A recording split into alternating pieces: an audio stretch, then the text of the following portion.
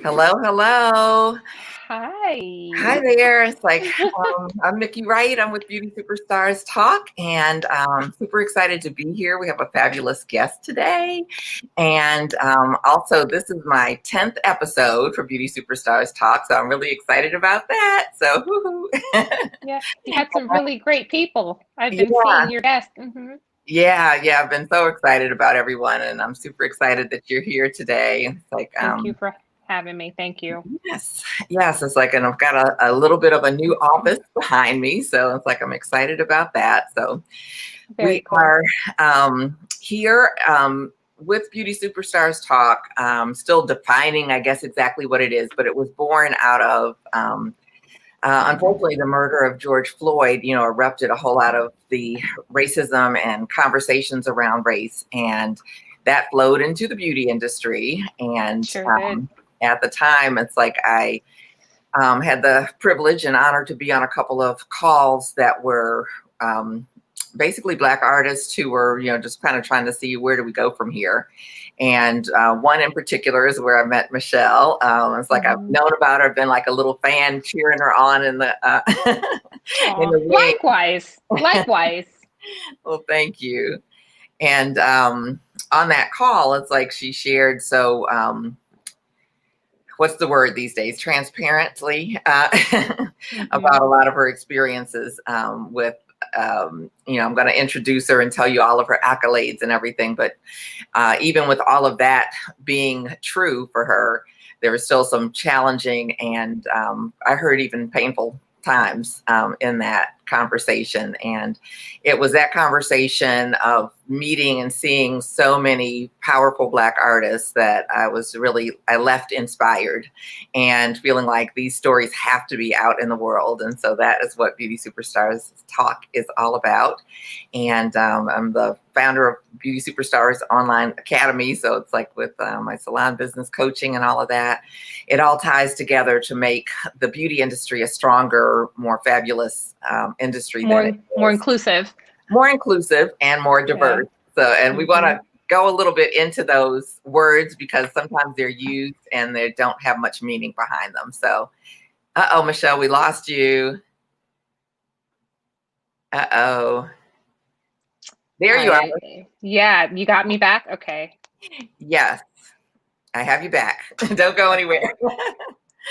So I want to tell you a little bit about Michelle. It's like she is a five-time NAHA winner, which is just, mind blowing, like, just, and she'll tell you a little bit more about what NAHA is and, her inspiration and creativity that comes behind it, as well as we're going to talk about some of these words, the inclusiveness and the diversity that's present and still needed in the industry or lack thereof. So I want to share with you a little bit of her bio because I think it's always nice just to hear, it's like all of the things that you've accomplished and for all of us to get to know you a little bit better. So Michelle Sure. O'Connor is like creativity has been the cornerstone of Michelle O'Connor's life for as long as she can remember. As a hairstylist in a top floor Fort Lauderdale salon on the set of music videos, commercials, catalogs, and editorial shoots, and as a salon owner, as an educator, and a role as creative director for the salon by In Style at JCPenney. Michelle has always trusted her creative instincts and they have never let her down. She began her career in the performing arts. At the age of 5, she began studying dance and continued her studies through high school and college, where she attended a performing arts university in Philadelphia. She worked with top dance companies, including Alvin Ailey and the Dance Theater of Harlem, before deciding to focus on another creative pursuit, the art of hair. She launched her career in Fort Lauderdale in 2000, working for the Paul Triana Salon, one of the most prestigious salons in the area. And she took advantage of the diverse clientele to hone her skills in all aspects of cutting, coloring, styling, equipping her to easily straddle the worlds of textured and non-textured hair. After a few years, she signed with an artist agency in Miami and soon was one of the area's most in-demand freelance hairstylists, working for clients like Victoria's Secret, J. Crew, and New York Fashion Week. And we have no doubt or question why. It's like we'll see her work as we go along here. But goes on to say her dancer's training instills several traits in her, including a drive for achievement, an expectation of excellence in herself and others, and a boundless curiosity to explore new creative realms. So after succeeding in the freelance arena, she set her sights on manufacturer education, and she was soon invited to join the Mazzani education team. At the same time, she decided to flex her entrepreneurial muscles and opened a small boutique salon. And this goes on for quite a little while, but I think you get the gist of this fabulous lady that's right before me. But it goes on to say that she continues to break barriers by leading Matrix Education as a global artistic director. She continues to offer her business, technical, and artistic expertise to the brand, as diversity and inclusion for all hairdressers remains her most passionate platform. So we are honored to have you here today. So thank you so much. I am honored to be here. Thank you. Thank you for having me. Yeah. Do you want to start with that conversation that was on that call? It was, it's kind of the elephant in the room. We can dive in there. Sure. Yeah. Well, like you said, it was on the heels of George Floyd and all of the protests, and it trickled over into the beauty industry, and it just shined a spotlight on the fact that our industry is still so segregated. And when we are looking at the professional beauty world, where we're speaking to brands in particular, I think it just started occurring to Black artists that we're really not represented in a fair way or at all. And just even taking a look deeper at who the products are marketed to, or, who that customer or that consumer is that they're speaking to. And it was, never really a woman of color or a man of color and having a certain hair type. It was really just, we existed in this world where the Black side of the business sat on one side and the white side of the business sat on another side. And if you wanted to do anything in the pro beauty world, you really had to enter into that white beauty space. If you, as a Black artist, if you wanted to delve into music videos or the world of being an influencer, it was a little different. But if you wanted to enter into the manufacturer pro beauty world, you were pretty much a minority if you were a Black person in that space.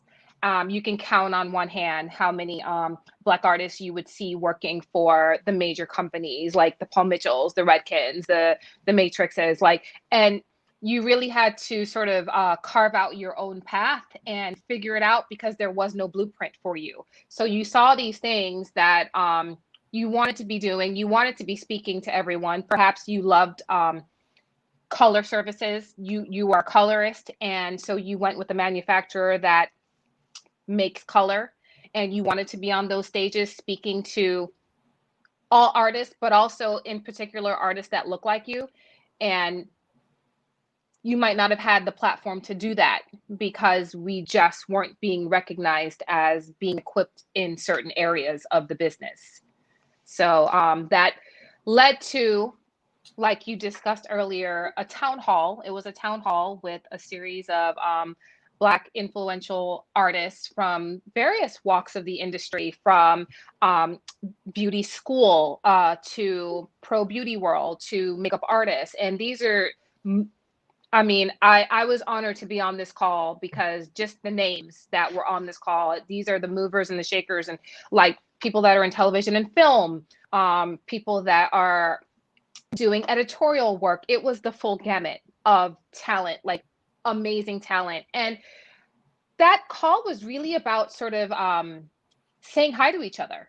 We coexist in these various spaces, and maybe some of us knew others, but there were a lot of us that didn't know each other. And it was really nice to have that sort of camaraderie and to unload and say, hey, I work in the pro beauty world space, and this is what I have encountered, and this is how it has been hard for me, and these are the obstacles that I have faced. And to have someone else chime in and say, oh my gosh, that's been my experience also. Like, to see someone that understands the journey and all that you've been through. I can't articulate how comforting that is, because then you realize in these spaces where you've often felt completely alone, like no one could understand you, there was no one that you could speak to really say, hey, this is my unique experience, to find that other individual or a few other individuals that share in that was, if that's all that came out of that call, it was worth it. It was well worth it to just sort of know all those faces, say hi to all those people, hi to all those faces, and hear all those stories. So we started talking about my specific scenario, which is working for a manufacturer, and it, catering and sort of speaking to a demographic that's not really having textured hair, Afro textured hair, Black women, Black men, you just really didn't see that, but you also knew that the company makes color, and color is something that has really sort of boomed in the wake of relaxer sales going down. You have more Black women, I'm going to speak to Black women, that are really interested in hair color services. And so for a company that was making hair color, there isn't a specific hair color that's made for Black hair versus white hair.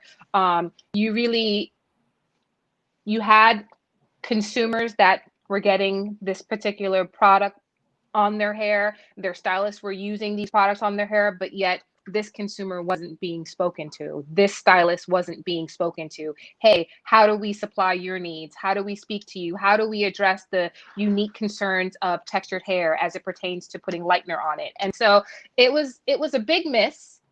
And here I was sort of sharing this story, and also having, like you mentioned, these accolades that in this world, in that beauty space world, that pro beauty world, those accolades carry a pretty heavy weight. Like for the people that have walked before me and have acquired those type of awards, they've always been seen as elite artists, well respected. And here I was, one of the very few Black faces. The only other one before me that I can think of was Shirley Gordon. And I looked at her like, oh my gosh, she was the only person that I had to look toward. Like, what other Black person acquired this? Because it really seemed like this very elite club that no Black people were a part of. And so I had the opportunity to enter. And of course, it wasn't out the gate. It was just sort of my attempt at creating something that I thought was on that caliber. It surely wasn't. It was just sort of falling down this rabbit hole of creativity. And I think for about 2 years, I kept at it and nothing happened. And then the third time out, it sort of just clicked for me. I got the concept, and I understood the concept of creating a collection, and something that is not imitated or duplicated based on what you've seen before, but something that you actually create or remix in a way that it becomes truly your art. And that leads me into what NAHA is. So NAHA, it's an acronym. It stands for the North American Hairdressing Awards. And it's basically like the Oscars of hair. If you think about many of the award shows as it pertains to television and motion picture, you have the Oscars, you have the Emmys, you have various categories. But when you think of like the Oscars, you think of like very prestigious award for like this role that an actor or an actress plays, and it's the most elevated form of art that you could see portrayed on a motion picture. And so NAHA is to that degree, in terms of it is art in its highest form as it pertains to hair. It is probably, if I had to give the analogy as it pertains to fashion, it would be couture versus ready to wear. So it is something that you see, and it's not salon friendly. It's not something that you would put on clients, but it's aspirational. It's what you look at and you say, oh my God, like it takes your breath away when you just scan the gamut of images that have come out of like these artists. You see their souls like in these beautiful images. And I was drawn to that. I was just drawn to that. Yeah. Well, you've said so much, and we so I appreciate can't hear it. you, Nikki. I can't hear. You I can't can't hear hear me? you. Uh-oh. Can anyone else hear me? I see there's a I few. can't hear you. Okay, let's see. I can't hear you. Mm-mm. I'm trying to see.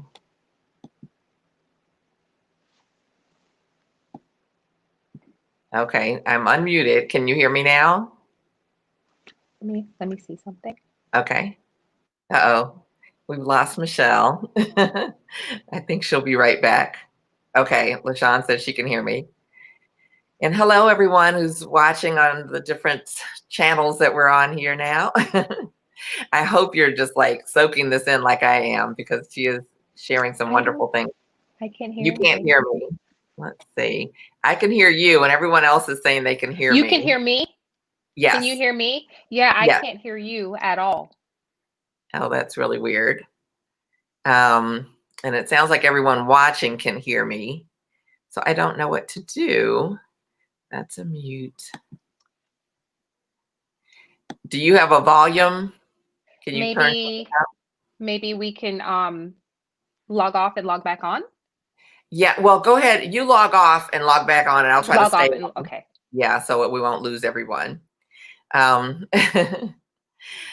So hello, everyone. It's like Michelle shared some amazing things, and a lot of amazing things.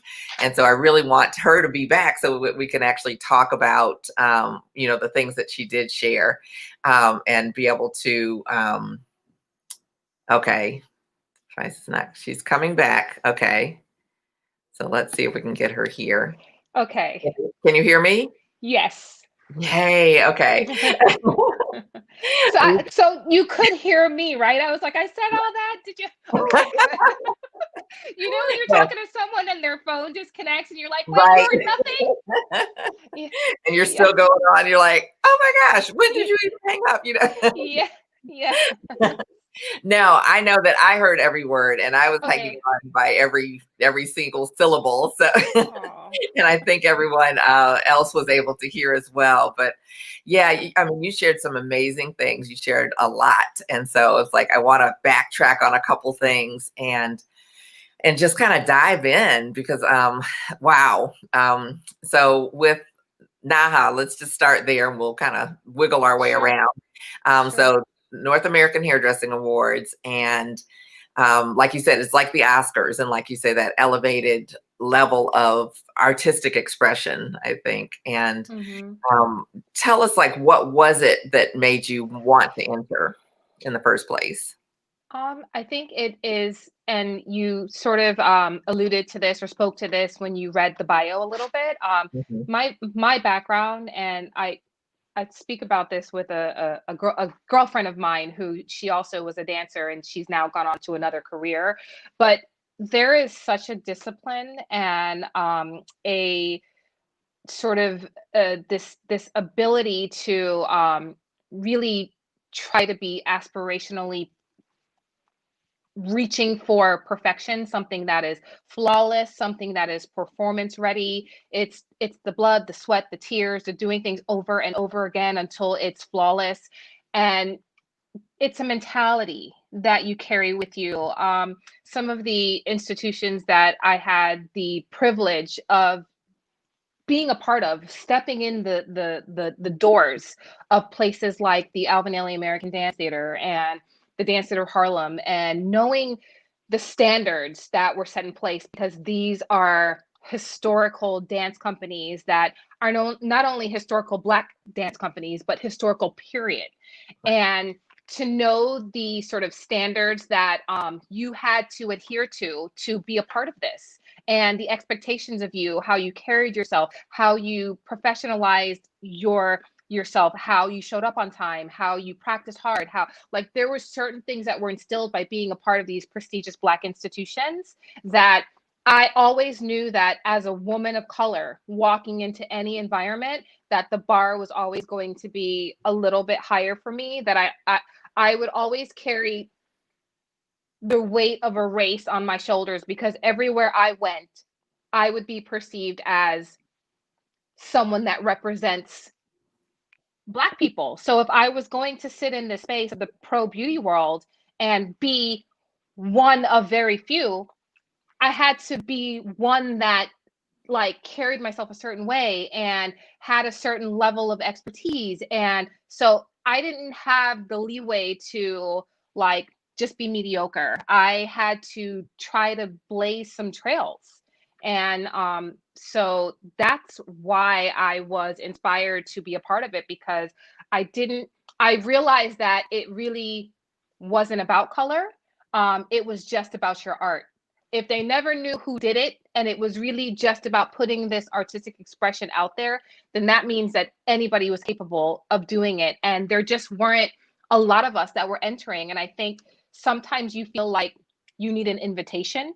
Sometimes, especially when it's not a Black space, you feel like, okay, that's not my lane. And I have never felt like there was something that I couldn't do or somewhere that I couldn't go. I've never felt those barriers. Like, and maybe that sort of attitude has served me well sometimes, and maybe it hasn't served me well at other times. But I think there's this sort of like, well, why can't I be in that competition? Did someone tell me that I couldn't? So, you know, what I would love to see is more artists of color also being in this to show the like magnitude of the talent that exists, because it isn't just me, it's tremendous that's out there. And when you omit a whole sector of people and a whole sector of talent, do you really get to realize what the top of the top is? Like it's like you haven't even tapped into that, because what's over here that hasn't even been tapped into is insane. So I think that doing it once was cool and continuing to do it. And it's like, you know, when you are a person of color, and I can attest that probably every person of color has always been told this, if when you walk around in this world, this country, that you have to be twice as good, 3 times as good. And so winning it 5 times was my way of saying it wasn't a fluke. It wasn't just something that I got lucky. Like, I was able to create works of art 5 consecutive times that was recognized as something that was viable and worthy of beating out others. And I'm a woman of color. So that's what I We applaud you. We applaud you. Thank you.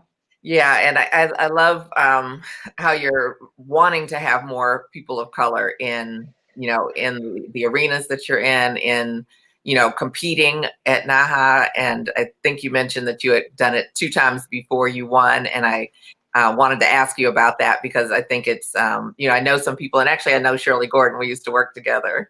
Mm-hmm. And so, yeah, we're super proud of all of her accomplishments. And yeah, she was the first, but I believe Fatima Ampey is another woman of color who's won several. Okay.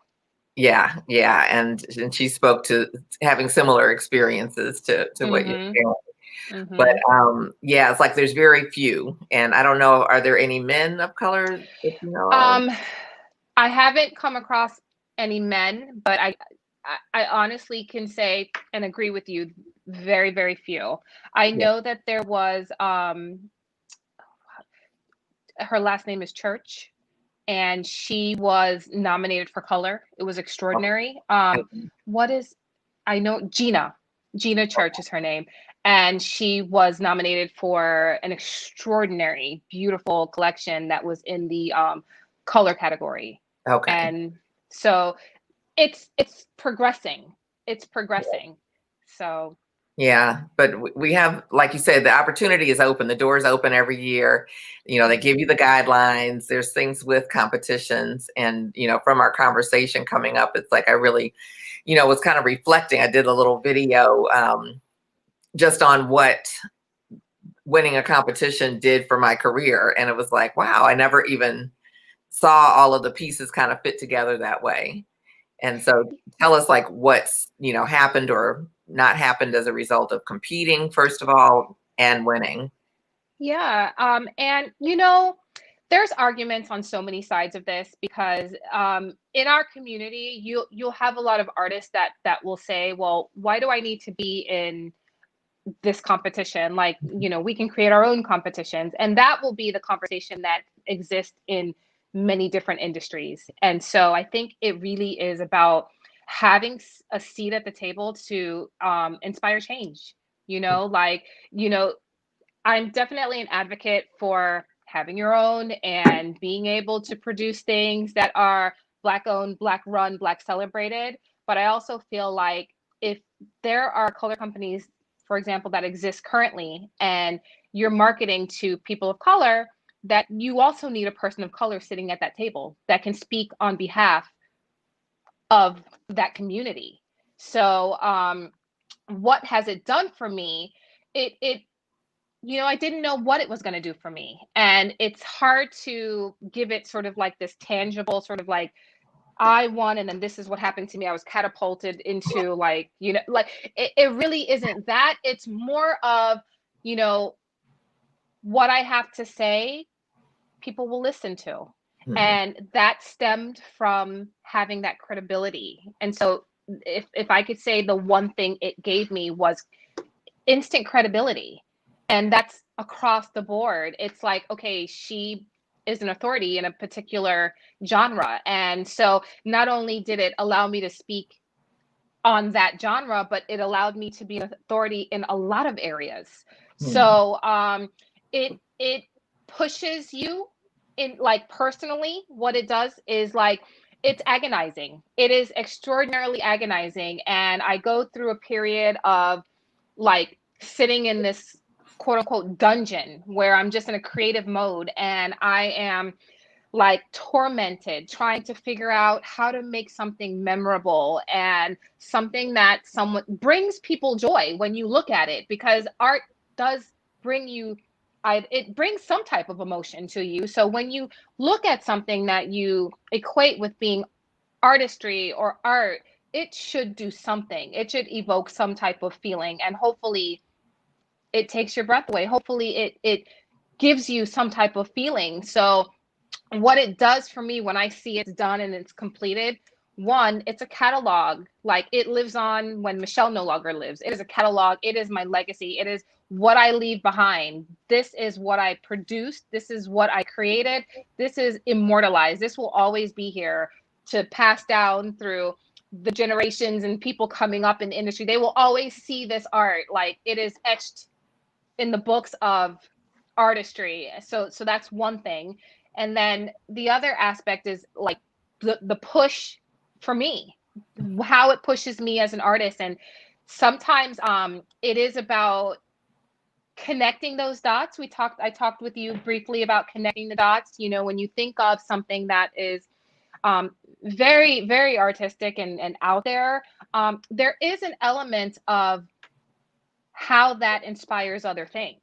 So it may not necessarily be that exact image and all of the looks and the things that went into creating that, but it's going to inspire maybe a salon trend that is a very downscaled version of sort of like the color combinations, or perhaps bringing back netting in the hair. You know, there's one collection I did where it was like these bold nets in the hair. That's not as far-fetched as you think it is when you think about hair in, like, the 1940s and how all of that was netted. It was just invisible. And so there is the past meeting the present, meeting the future. And it all inspires something.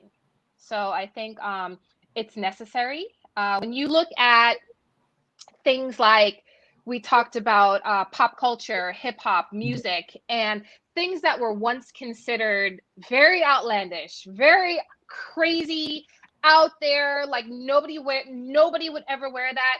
I look at Cardi B in her latest song, and she has this ponytail that is wrapped in circles, and it's covered in hair, and it's a long chain linked ponytail with circular wrapped hair intertwining into links. That is the type of sort of NAHA-esque techniques that we would use to create something that is an image. And here she is, a rapper in a video wearing this as mainstream. We can also look at Beyonce in her latest compilation of Black is King, and all of the traditional and tribal hairstyles that were very Afrocentric. And the one thing that I think of when I think of hair, and it like sort of like the loud, the proud, the out there, not being afraid to have it be a statement, is that really belongs to Black women. And I think when I look at a lot of those styles that are like adorned in beads and they're sky high, and it's like it's not soft and quiet. It's bold, and as is our hair. It's bold, Right. it's big, it takes up space, it takes up the room, and that is part of what I feel like is our identity. And so to see that something that was once considered like so out there, so extreme, and now it like living in a mainstream capacity is really exciting. And I think the next step down from there is seeing someone in that ponytail on the subway in New York, the Cardi B ponytail. I'm sure it's on the way. Probably. Artistic expression is artistic expression, and I love it. I can appreciate it. Yeah, I mean, there's definitely so much to the art, and I love, like you were talking about Black is King, and just the whole glam squad, from the clothing stylist to the makeup artistry to the hair to the the whole production of it. It's mind blowing, and mind blowing. Yeah, I wanted to speak to you because it's like you can't create what you created and win the competition without a team. And so how did you come together with that? I mean, it was captured perfectly with, with the photography, with the lighting. You've got the great model or models, and you've got makeup, and all of it has to work together like a choreographed dance, for lack of a better term. But how did you put all those pieces together?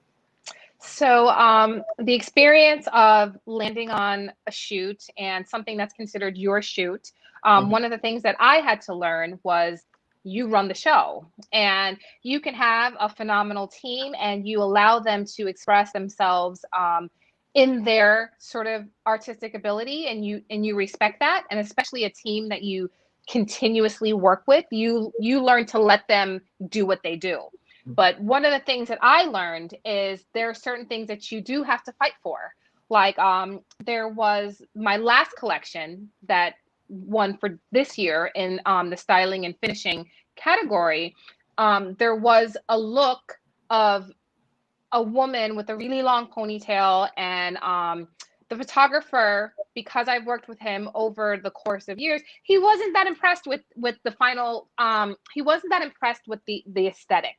And I knew that there was something about it that could be amazing. And it was the difference between that model sort of standing still and taking one of those Makita, like the leaf blower machines, and blowing the tips of her ponytail up. So that's sort of like a editorial photography, sort of like behind the scenes trick. Sometimes when you just put a little bit of movement in hair, it puts a breath into it, and it gives it emotion. So after we did that, then he could see what I was seeing. So we kind of had a mini sort of battle where I was like, nope, I like it. I like it. Nope. He was like, I'm not that impressed. I was like, no, I like it. So we had a little tug of war. And years prior, I would have just taken what he said and been like, oh, well, he knows, he's the photographer. But it's your dream, it's your vision. You have to see it, you have to hold on to it, and you have to know that sometimes you have to really work at getting everyone to understand what's in your head, because sometimes they don't know where you're going. And a photographer is going to know posing, lighting, mood. But in terms of hair and like what you want that hair to be doing, and the angle, what you need to be shown, and what feature you need to be seen, that's going to fall on you as the artist. So maybe that angle is 3/4 as opposed to dead on. Maybe it's a complete profile. So it's really about understanding like what the camera likes, what it picks up, and if you like what you see after you've gone through the gamut of taking a bunch of shots. So the team, amazing. I use the same team pretty much consistently. And I did try a new wardrobe stylist this past year, and it's a vetting, you know, there's like an interview in person, and sort of looking through swipes and making sure that you like it's like speed dating, you know, it's almost like you have to make this connection because they have to hold your vision as dear as you hold it. And so you have to be flexible. You have to know that when you get on set, something might not work. So maybe it's taking an accessory off, or maybe it's adding something on. Maybe it's the hair is not working. It's just doing something crazy, and you having to sort of shift or switch gears and be okay with being fluid. Maybe the model is not in a good mood. So there's a lot of things that can happen.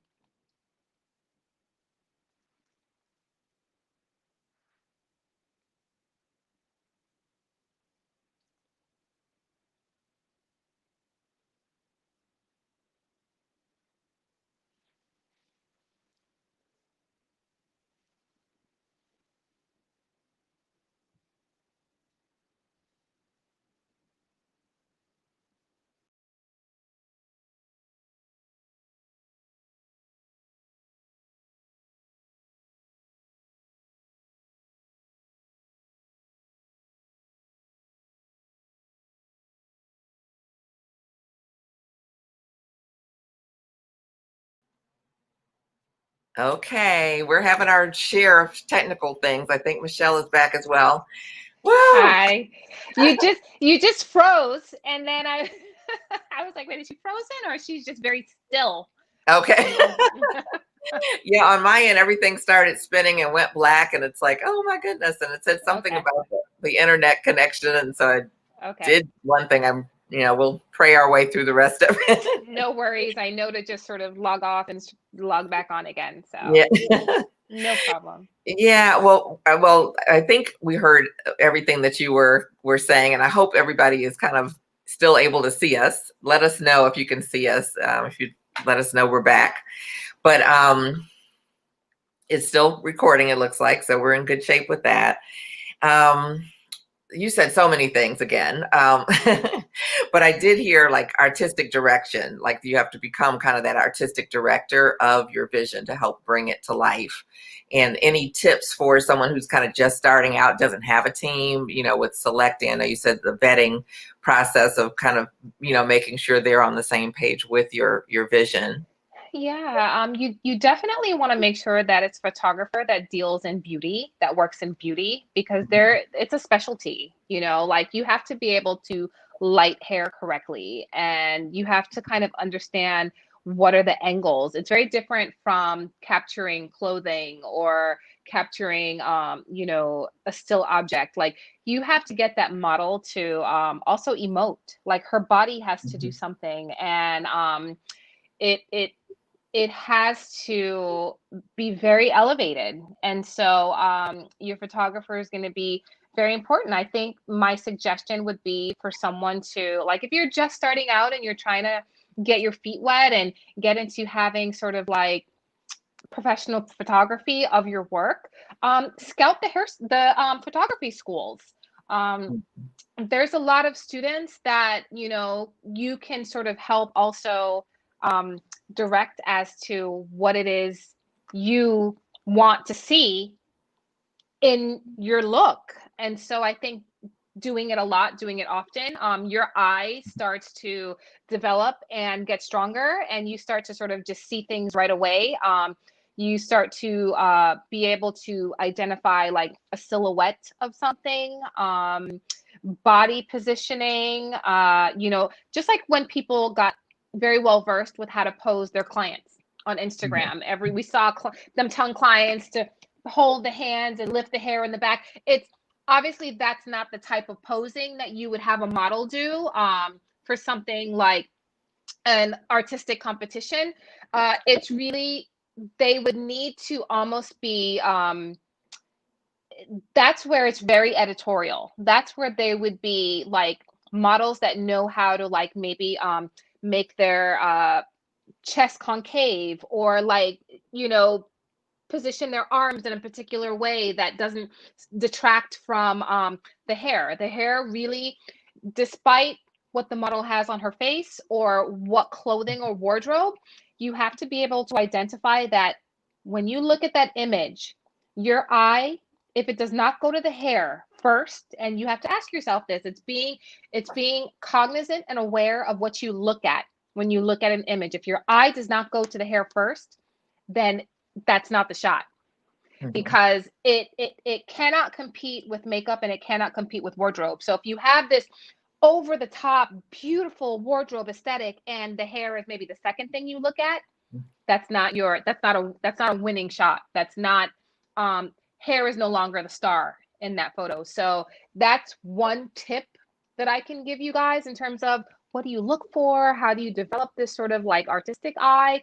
You need to be able to be drawn to the hair the minute you look at that photograph. That's powerful. I used to tell stylists like to hone their eye a little bit better is to even look at, you know, magazine pictures, things that are online, and where you kind of thumb through and say, oh, I don't really like that. I don't really like that, to stop and really start to see what is it that you don't like about it. Because sometimes it's the lighting, sometimes it's the color of the person and the skin you don't like together. Sometimes it's the, you know, the expression of the model, like you say, the way that they're posing or what have you. There's all these different little pieces that are making that big whole. And if you can start to get your eye trained to see it, you'll know when you see the opposite. You know, it's like, oh, wow, okay, that works. Not only because I like it, but because, you know, this piece and that piece are all coming together for synergy. What you said is so spot on. It's so accurate. And little do you realize that when you are sort of developing that eye, developing those muscles, you're also finding your inspiration. So when someone says like, how do you find inspiration? Like, where do you start? How do you find something that like sparks like an idea or a thought? It comes from looking magazines, landscape, cars, architecture, planets, flowers. It comes from looking at anything that you find artistically expressive. And are you a person that likes lines and linear sort of structures? So maybe you're a colorist, and perhaps that's going to live, or perhaps you're a cutter. So that's going to live in the world of cutting, where you could emulate structures and geometry, and there is a category for that. Perhaps you live in a space where you're drawn to flowers and or landscapes or like sunrises, and you just love to look at like how colors fuse. So perhaps that is an indicator of the fact that you are drawn to color combinations, and you're going to enter into the color category. And when you are looking at the things that you're naturally drawn to, just like you said, you have to ask yourself, why? Why am I drawn to this? Why do I like this? What do I like about it? Like, start dissecting why you are drawn to things and why you are not. Because not only is that fruitful for you as an artist, that's also like something that's so important for you as a person. Like, you are also learning about you. Like, what are the things that you like? I know what I like. I know I love fashion. I know I love things that are from like very retro. Things are from like the 20s, the 40s. I love taking those elements and making them modern. So perhaps it's like I mentioned earlier, where I took, you know, lime green netting and I put it over hair and made a futuristic shape to it. So it's taking the old and marrying it to the new and creating something that could also be futuristic, something that could live beyond the now. So it's knowing who you are as an artist, you know, knowing what things, what design elements move you. You know, do you Do you like, looking at artistry on faces? Do you, do you love to look at cars? Do you love to? There's always some type of design in everything around us. We have to just be aware. It's an awakening and it's awareness. That's what artistry really does for you. It opens your awareness, and it challenges you to ask yourself questions about, you know, everything. Why do I like, vanilla ice cream? Why do I, like, it challenges you to dig deeper within yourself. Right, right. And I like some of the things that you're saying as far as like the space and the volume that our hair takes up, and the kind of coming into your own in terms of being that artistic director, not only the hairstylist or the designer of the vision, but really taking charge of, this is my shoot, and we need to capture these things in different ways, while allowing the creative expression of the other artists that are there, as part of your team. But I think, like I just went to a retreat over the weekend on women, and, are owning our power and are owning our space and taking up more space in the world. And, I just want to get your perspective on, your evolution through that, because, it's like, I feel like there's a sense of your dance that gave you confidence. There's a sense of, these other elements that gave you confidence, but yet you said, in the beginning, you were kind of like, oh, well, we'll just go with the photographer's thought, versus you making that leap to kind of step up and say, no, this is what I want. Yes. I think, if I had to sort of define sort of my personality, I would say by nature, I'm more of an introverted person. And so having a background of being a dancer, that was sort of how I expressed myself. It was through movement. So I didn't really talk a whole lot. So my expressiveness would come with how I felt music and how I was able to move my body and create art with that, and create something that spoke to people and moved people with how I moved my body. So it was really a transfer. When I got into hair, just like sort of anybody else starting out, you start out like, the baby calf that doesn't walk, the Right. legs are wobbly, and you don't have your footing. And so that confidence comes from little by little starting to do things well. And if you ask how, when I popped my collar, so to speak, and was able to say, I like this. I respect your opinion, but I actually like this. So can we keep shooting? It came after I had some wins under my belt. So that's the honest truth, after sort of that, it not that gave me all of my confidence, but to know that I was able to create something that was recognized as beautifully artistic. It made me question myself less. It made me sort of stand on sort of my beliefs and my opinion. It made me stand on my opinion. So there are lots of things that give you confidence as you walk through your journey of life. It starts out with your parents, and it carries on to other mediums. So I think every time you have another notch of doing something well, or having some sort of excelling, it's another way of saying, well, you know what? Like I just did something.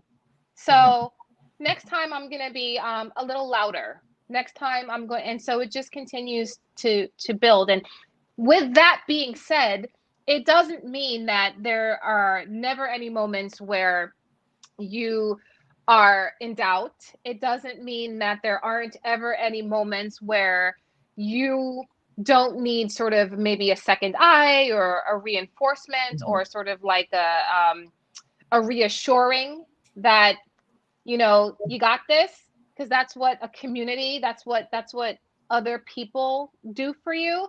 But there is sort of an inner confidence that continues to build the more you realize that you are making strides and you are accomplishing some things. And it's important to have that confidence when you are sitting at a table, or when you don't necessarily agree with someone, or when you are trying to inspire change, and it takes having sort of uncomfortable or difficult conversations, or saying things that might make some people, you know, squirm, because it's just, now more than ever, we're talking about the things that we would have never talked about, you know, a year ago. So it's groundbreaking to be able to be the first ones sitting and calling out all the pink elephants in the room, if you will.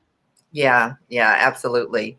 And I think you and I were both discussing how, you know, we've had these experiences as Black women in the industry. And, you know, I know for myself, it's a lot of times just keep it moving, you know, on to the next thing or whatever that happened. But I realized on that call that we talked about that it was very rare that I would share with another person what my experience had been, or even hear them share with me what their experience had been. And so that call, like you say, was very, very, it was enlightening. It was healing, I think, in a lot of ways, to know that it's like, oh, wow, other people are experiencing this similar type of thing. And some people, you know, to certain degrees, there were degrees, I guess you could say, of people's experiences, but then to also see how much they were able to excel despite, you know, was the part that really inspired me. That it's like, we have not let any of those things hinder us or stop us from, you know, like winning competitions, from excelling in film and television, from, you know, being great colorists, being great, you know, at whatever it is that we're doing. And so I think there's definitely such a resilience.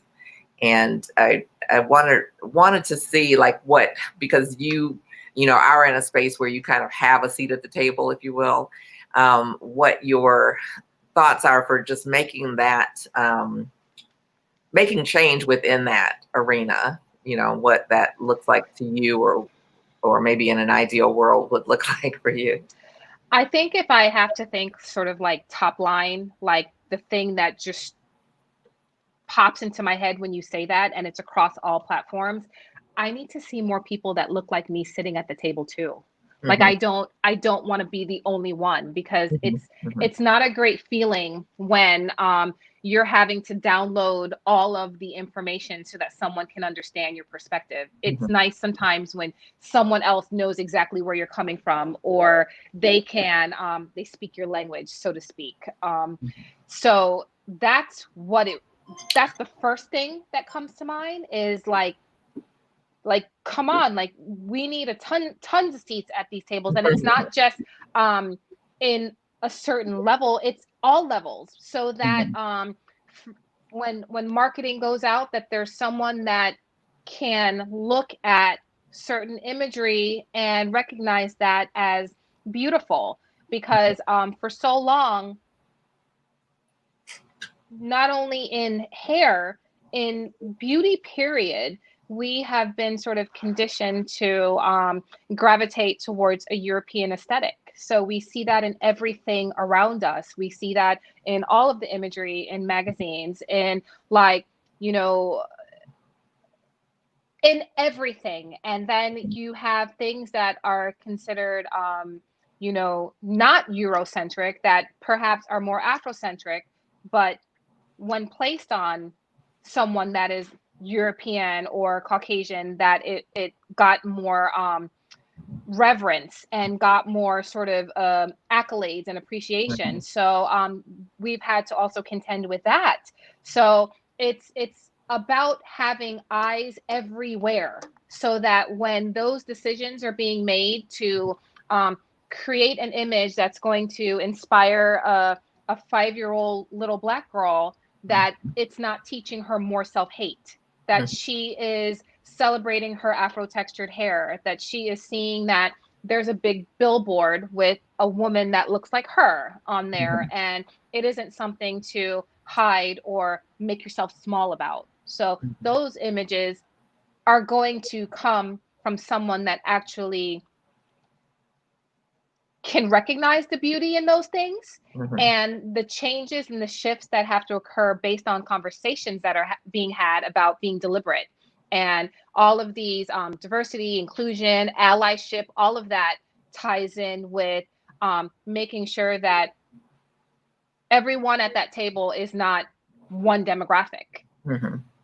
Yeah. So that's really my platform, and what I would like to see is that it isn't just a handful of women of color or men of color that are sitting in roles where they can inspire a broadening, and it's really redirecting a narrative. It's a mammoth task.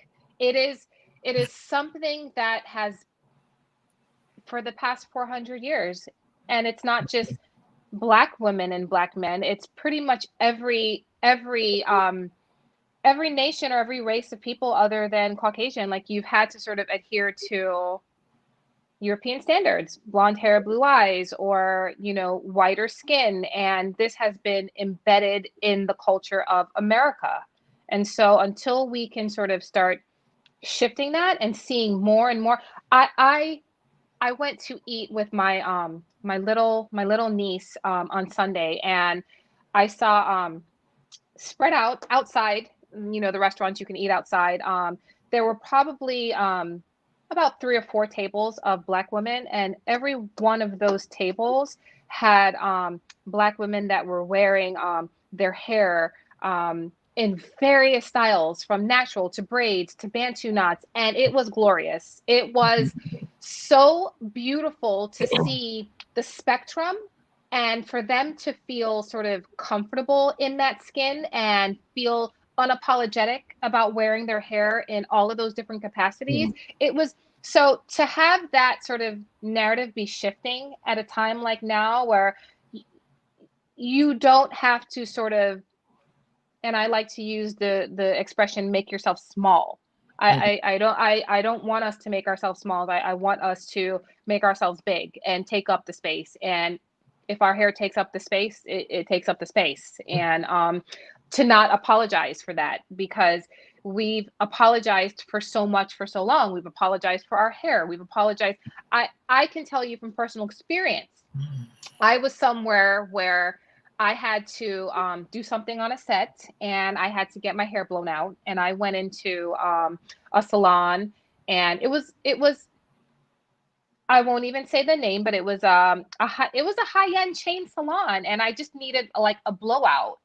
And the hairstylist, she was white, and she saw me and my hair coming. She probably saw my hair before she saw me. And she was like, okay, you want to blow out? And she expressed being tired. And she expressed like the magnitude of work that it was taking her to smooth my hair out. And I had to like give her directions and say, this is what you do next. And that is not an isolated experience for a woman of color, and I would like for that woman of color to be able to walk into any salon she chooses, and for her to feel like the person that is calling their profession of being a hairdresser, that they're equipped and they're educated, and that they can handle whatever walks in that door. And I feel like it's unacceptable that you say, I'm sorry, it's just unacceptable. So I am in that fight as well to, I know Diane DaCosta just signed a petition. She created a petition to make sure that beauty schools will start to look at integrating texture hair education to think in 2020. That's something that has to go on a petition and sort of get signed into law, because you have too many people that, because it's not in your wheelhouse, or because maybe you think that you don't need to know that, they don't. And as a woman of color stepping into this industry, I had to learn it all. Right. I didn't get to just say, you know what, I'm not going to do straight hair or non-textured hair. I'm not really going to work in that genre, so I'll just stick over here. And I'm not saying that people can't have specialties and can't have a focus, but you need to have a working knowledge of it all. Right. Right. Yeah, absolutely. I think that that's wonderful to hear that there's some movement going on toward legislation, because I thought it was at the school level, but they're like, no, it starts with, the state, and state boards are the ones dictating what the school curriculums start to look like, and the books reflect and all of that. So it's like we definitely need more across the board education, so that it is like you have a hairstyling license that says you can style, or have learned how to style any type of texture, at least to a certain degree. Right.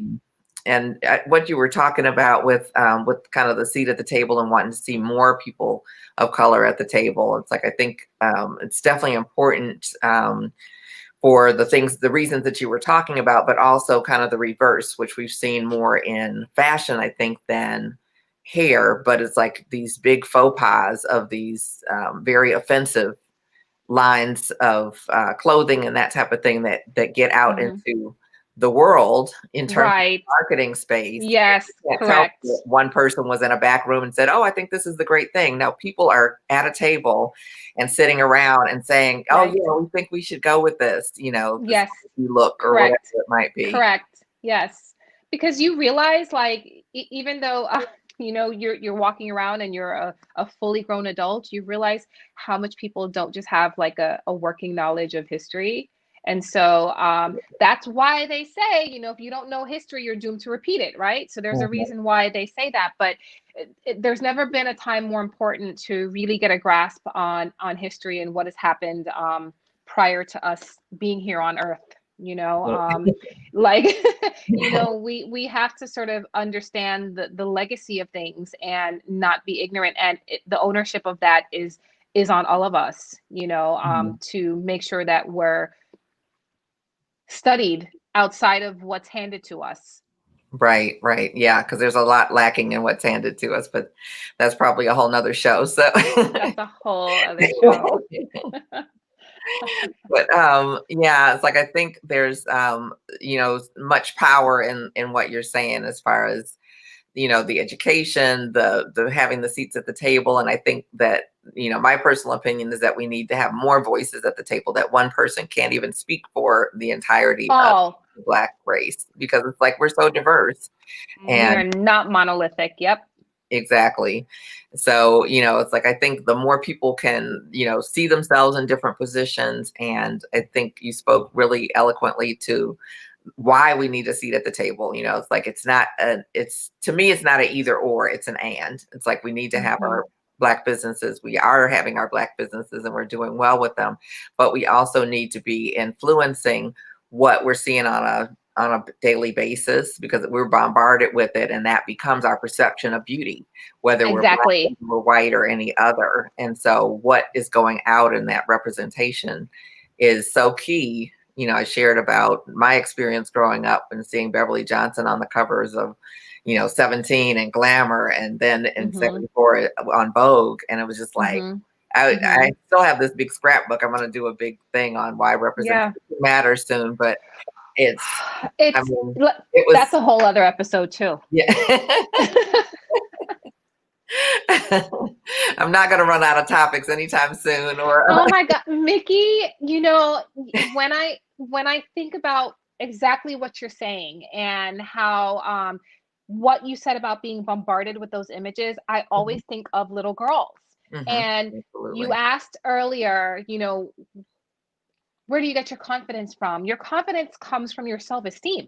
And if your self-esteem in regards to how you show up in the world is challenged, and you are made to feel like you shouldn't take up space, right, that ties into how you will address the world when you are a woman. Because if you grow up with your shoulders hunched and sort of like this aesthetic, or this belief in this aesthetic that you aren't beautiful, you aren't worthy, because we know as women, we tie our beauty into our confidence. It's just, call it superficial, call it what you want. If we don't feel beautiful, our our best foot isn't forward. If we are having a bad day, if our hair looks terrible, if our skin's breaking out, that is not the best version of ourselves. We are not the best mothers in those instances, the best wives, the best, like you are not the better or best version of yourself. And when you're not, how can you be impactful? How can you stand with your shoulders back and command people to look at you? Because we all know in any type of environment, you're not going to look to someone who's cowering down. You're going to look to someone that is standing tall and feels great about themselves. And that starts with what that little person is seeing that we are bombarded with to believe that this is your standard, and that standard is unachievable for her. Right. Yeah, I mean, it's so deep. It can make you cry. It could totally make you cry. Yeah. Absolutely. Yeah, and it's so deep, it's like what we do and have the power to do with our talent and our art and our skill and our craft is to really impact particularly women on that. It's really a soul level, that our looks seem superficial, and for some people it can get to be like, oh, it's like, oh, I just need another something and I'm going to feel good about myself. No, that's not it. But that's different. Yeah. Yeah. But it's like for women, it's like it is part of a connection, a thread or something that's to our soul of who we are and who we feel like we are when we look a certain way. Actually makes me think of this little saying someone said years ago: a little powder and a little paint makes a woman think she is what she ain't. I love it. Yep. I love it. I love that. Yeah. No. Hey. Yeah. It's true, and I'm gonna have to steal that one from you. Okay. It's a good one. Like I said, how I talked about popping my collar. Right. it's that cockiness, that bravado that you. But we need that, and we need more of that. We need to see more of that. We need to see it on a daily basis, and it's like, and we need to see it not only as Black women or Black little girls or little boys or what have you, but we need to see it. Everyone needs to see it. It's like, I think that the definition of beauty was expanded by Beverly Johnson being on those covers, that everyone saw Black women differently and embraced, like, wow, it's like, you don't have to be blonde and blue-eyed to be beautiful. And so I think we have to, I feel like we're almost further ahead in the 70s than we are now, which is like, it's ironic that it could feel that way. Yes, it is. It's crazy. But I think we're on the upward swing again. I feel like never more than this time right now in my life that I was coherent and could sort of like understand what's going on around me have I felt such a swing or a shift in change and what needs to change. So we are literally living history right now. People will be reading about this period of time. Yeah, I mean, without question, for many different reasons, but yes, it's such a crazy year. It's like, wow. Yeah. Because we haven't even mentioned the Rona. So yeah, which has been defining and molding and evolving our whole existence, right now. So from your perspective and the things that you're involved in, because you're in the salon part of the time, is that correct? Such a limited basis, like maybe once or twice a month. Okay. My work predominantly had me traveling and shoots and education and writing it, directing it, teaching it. So it was really me having just a very small handful of clients that I do once or twice a month was my way of staying sort of current and keeping sort of my speed and my skills, being able to test products so that I could actually speak to it authentically and not be someone that did hair 10 years ago and doesn't really know what's happening today. Got it. Yeah, this is our outside the chair month, where we're exploring other options. So how has Rona affected you as far as, I know traveling's out there? Right, because literally my travel would consist of at least three times 3 weeks out of the month, really. So how it's impacted me is that I have been pushed into the digital world, whether I have gone kicking and screaming, whether I've liked it, not liked it. I've had to sort of just adapt and be able to be malleable and change. And I have like a screen in my house and ring lights and projectors and like all. So everything has been digital. There's been a lot of writing, a lot of sort of trade publications and non-trade publications that want to know about products and having hair questions. So there's been a lot of that.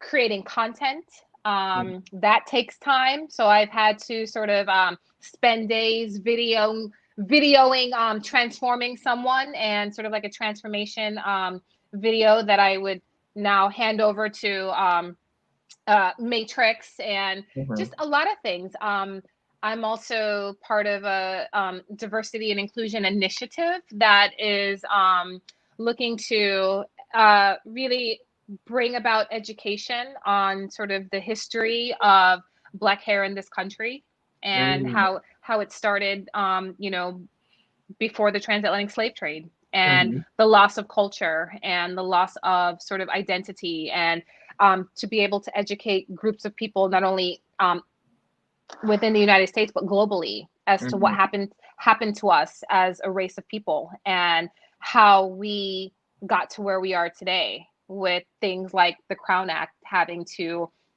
be, enacted to enable us to wear our hair, in the way it grows out of our heads. Right, right. That sounds like a really interesting and powerful platform, I guess, that you're putting together, or program. And, it's like, if I can be of assistance, anything, I'd say, the last, since the 50s, maybe. My mom's a hairstylist, and I got to interview her, which I'll be. Oh, wow. And just, I grew up around it. And so there's so much that I know, and so much that I don't know, so much that I'm learning. I wasn't paying attention as a kid. I wasn't interested in it. I understand. Well, you and I are going to have a lot. you and I are going to have a further conversation, so I can pick your brain some more. Oh, yeah, definitely. Because I think we have to know more about the history of our industry. The history of hair is one, but the history of like all of these great artists that came before us. And people now are like reinventing the wheel. They don't know even anybody's name. They don't know anybody's legacy, their history, the paths that they paved. It's fast and furious. It's social media has created a fast and furious environment, and like instant gratification, instant this. And so we have to make sure that legacy is still preserved, and that we pass down sort of historical context, like you said, about people, artists, and who have paved the way, who opened doors, who created things that had they not, we wouldn't even be where we are today in terms of technology and products, and sort of there's a reverence that definitely needs to be paid to that. So we are going to have our own town hall, you and I. Okay, that sounds great. And the other thing that strikes me, like with history, is that there's no place for us to find it. So even if someone's wanting to know more, where do they go? And that was, part of why I wanted to do this. Is like, we're preserving history as we're making it right here. But there aren't places for, there's not a library you can go and do research, and, try to Google is really, haphazard and scattered. So definitely anything I can do to help. I think that it's actually crazy that is the reality, because I think we think of us as living in modern times, right? And that pretty much anything that we could put into Google, we're going to be able to find. But we are actually in uncharted territory.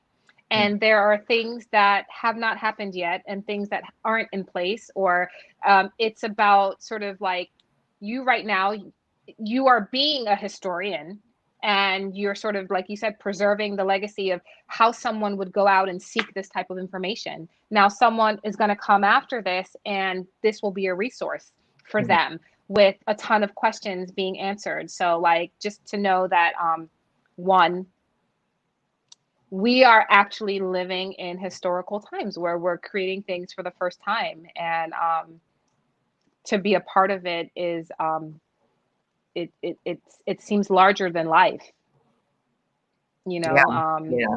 So it's surreal. It's kind of surreal that it's so much as. I was looking for, you know, even when you talk about textured hair and textured hair education and coloring textured hair, it's still a very small pocket of it.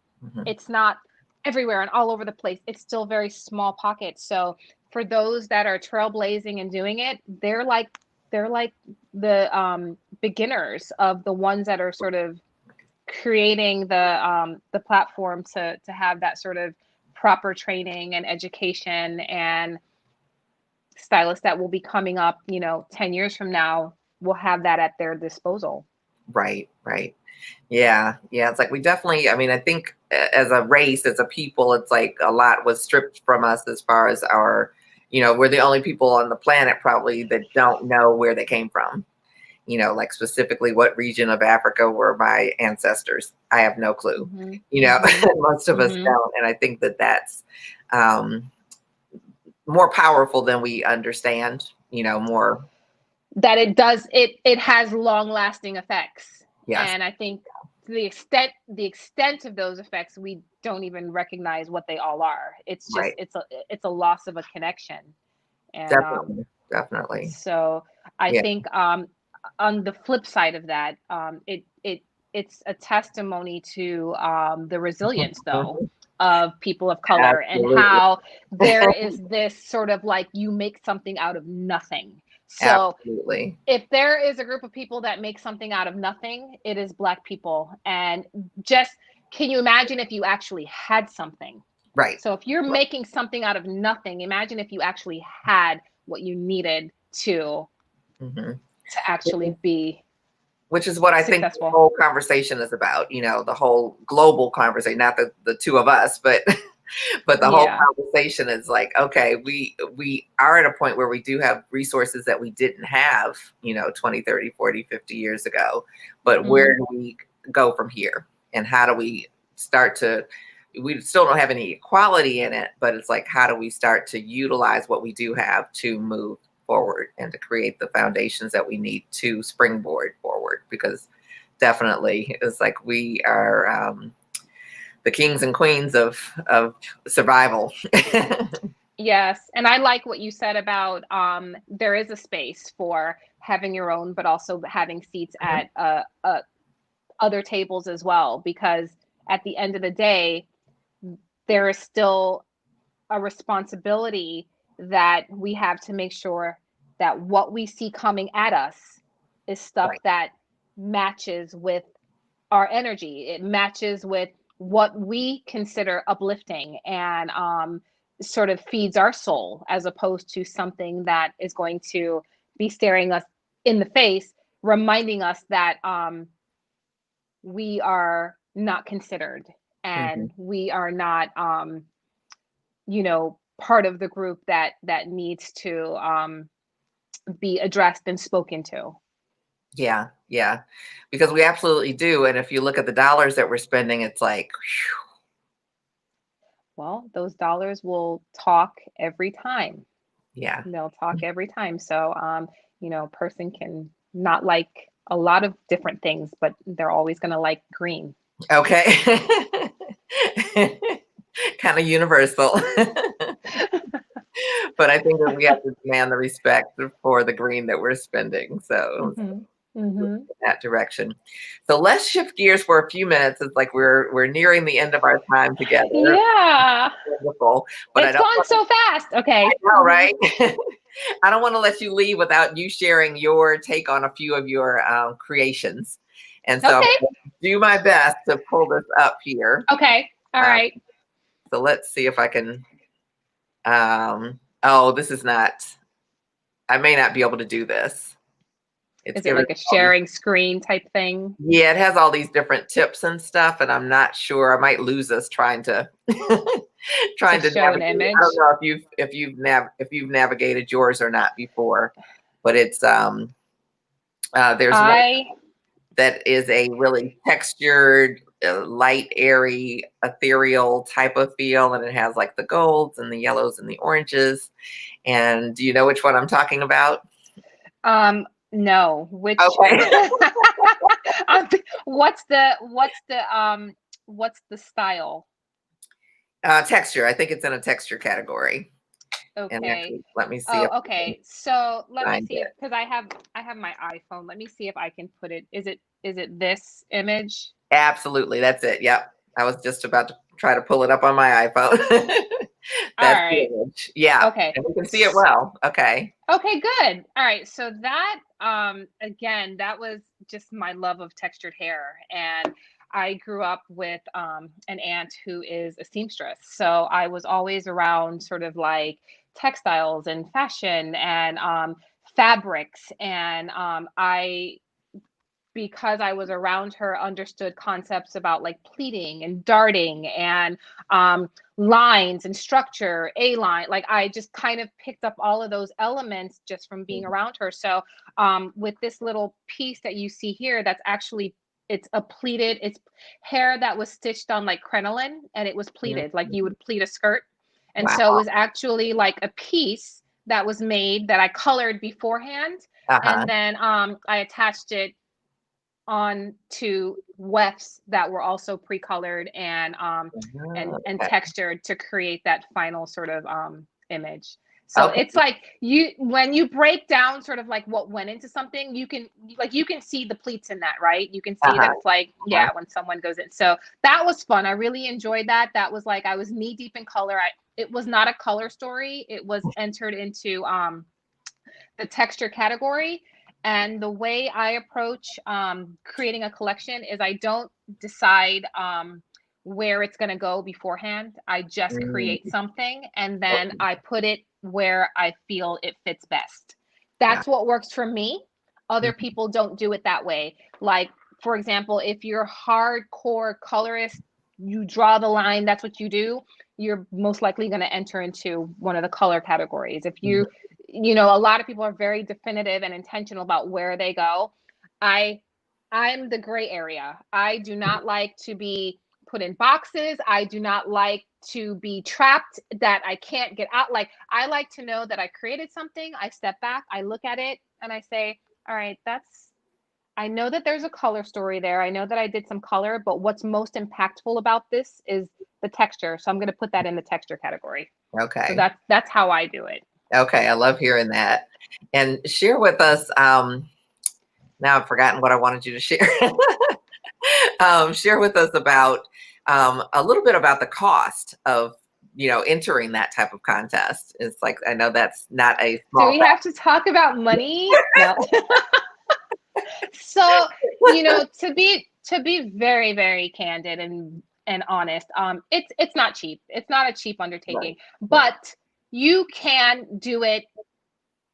You can do it cheaper by not hiring like a whole big like wardrobe stylist. And if you can sort of like figure out, if someone that does makeup that can possibly duplicate an inspiration that you saw, that maybe they can go by that. There are ways that you can cut corners. You're gonna spend a few grand. You're gonna spend a few grand, and it could be the sky's the limit, because if you're really trying to, a lot of the times I will shoot in a studio, and sometimes people might want their background to be different. Like maybe, it is literally the sky's the limit. I mean, there was a year where I entertained the thought of possibly doing a collection that looked like it lived underwater. And so what would that have entailed? Like, would it have entailed some type of glass that looked like it had water and the person be behind? So there's sets involved. There was like the picture that I just showed you. the models are like leaning on these white objects. So these were things that had to be brought in. It was this huge white tremendous ball, and you can see in same hairstyle, but she's doing something different on it. So here she's laying on it, and I can see it now. And it right. So it was really from her hand to sort of like the mood on her face to this picture I did not select, as opposed to, and this is a good sort of tip for you guys too. This was the one I selected. And remember when I said, what is the first thing you look at? The first thing that I looked at was not necessarily her hair. It was the entire picture.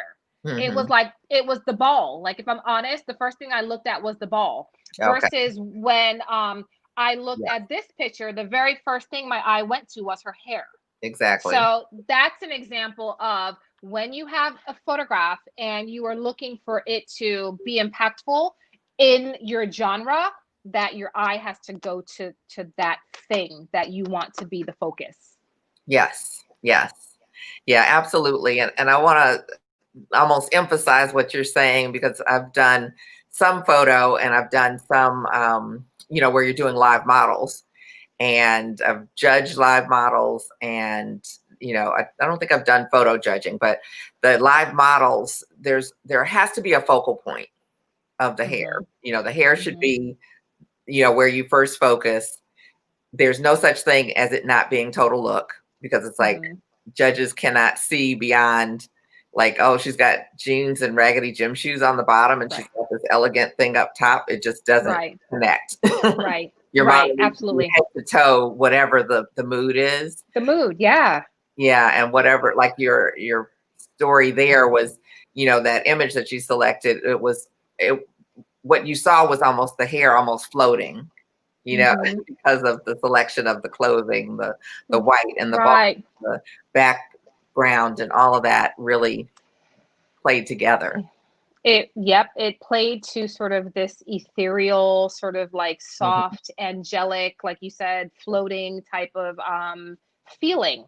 And so that, it's, you know, the best way is like even just sort of listening to a conversation like this. This is the stuff that I had to learn like the hard way. This is the stuff that I had to, like, no one was saying, hey, this, not this, this, but not that. Like, there really was no one that I had to fall on my face. I had to like look at something, and like when I look at that first collection that I created, it's horrid. It's this, now my eye to looking back at what that was, I was like, literally, it was a cornucopia. Like, have you ever seen those cornucopias like at Thanksgiving with like the fruit? So in my mind, and don't laugh at me, you guys out there, in my mind, when I thought of like NAHA, I thought of like things that were like objects, like that were basically hair that was like an object. Like I was seeing things like horns and trees. And so I was like, well, I'm going to make something really big. And so I made this cornucopia type object out of hair that was filled with hair flowers, and it was big and it was large, but it was horrible. It was ugly. It was ugly. It had no purpose. It had no story. It shows you. It's good to remember where you came from, though. Yeah, but what stands out to me is that without you having that experience, you wouldn't be where you are today. That it's all a building block, you know. You don't start out in anything sort of being, you know, impeccable. So it's none of us like to have that period of being awful at something. Like, it's not enjoyable. So we just want to hurry up and get to but often necessary. Yes. But it's because it's like, that's the learning. You know, it's like you learn more by doing. So it's like you did it, and then you get to reflect, and it's like, oh wow, what not to do. Don't do that again. Right? Yep. Yeah. Well, I guess we're like at our time, and it's like, I'm so excited that you've been here with me and been able to share so just wonderfully. It's like we've got so many gems from this conversation. So what's next for Michelle? What's next? I mean, immediate next is the the project that I'm working on. And I'm really excited about that because I'm excited and passionate. It's a long time coming. I am really wanting people sort of to understand and feel sort of like the magnitude of the journey of Black people and as it pertains to our hair and just what that means to us. And a lot of people, again, you could call it something that is extraordinarily superficial. You think, oh, it's just hair, but for a lot of people, it is your crown and glory. It is that sacred sort of spiritual thing that has the ability to make or break your day. Mm-hmm. Or, so to be able to bring about education and information to a lot of people and understanding that some people will embrace it and love it and welcome it, and some people will not be interested. I'm not naive to that fact that when change occurs, everybody is not always on board, but I'm here to speak to those that want to get on the train and want to move the conversation forward and move things forward. And those that, kind of want to sit and dig their heels in will just be still sitting there while we move forward. The world will look more racially diverse in the next 10, 20, 30 years than it does right now. So it's necessary. It's absolutely necessary. So that's what's next for me. And trying not to also get COVID. Yeah. And looking forward to sort of getting back out there and continuing to sort of build my brand and expand education and sort of my own growth as Michelle O'Connor Beauty. Beautiful. Beautiful. Well, we definitely look forward to all of those things. I'm excited to hear and see it evolve and into what's Thank next. You. And, Thank you so much for having me. This has been amazing. And like I mentioned to you before, I've always been a fan of yours as well. So a lot of respect to you that I have. Well, thank you so much. So, I appreciate it. Mm-hmm. And I want to let everyone know, what's coming up next, because it's like this journey is continuing. This train has left the tracks. Like, yep. We've just finished. This is number 10, our 10th episode. So this is great. And next week we have Kia Sterling, who is an amazing artist and just it's going to be mind-blowing, and we're going to powerhouse love her. Yes, and she's energy personified, and she has been very vocal with everything that's been going on with our racial divide and trying to bring you're gonna get into some things with Kia. Yeah, we are. It'll be good. Yeah, we're gonna get into some things, and her career has been phenomenal. So it's like we really want her to take us backstage for fashion weeks and see, like what is that experience like, and working editorial. And I know you have much experience with that, but we didn't get a chance to get into so much of it. But that's what's next week. That's next Tuesday at 7 p.m. So plan to join us. And I will. Yeah, after that, that's the last part of our outside of the chair month, and then we go into the barbering month. So I'm super excited about that as well. So we've got the popular nobody. I think John Mosley. Yes, I know him. Yes, and he's such a powerhouse, and it's like just look at his page. It's all inspiration. And and I have known his mom for years, and I never knew him. I don't know him, so we're gonna meet actually.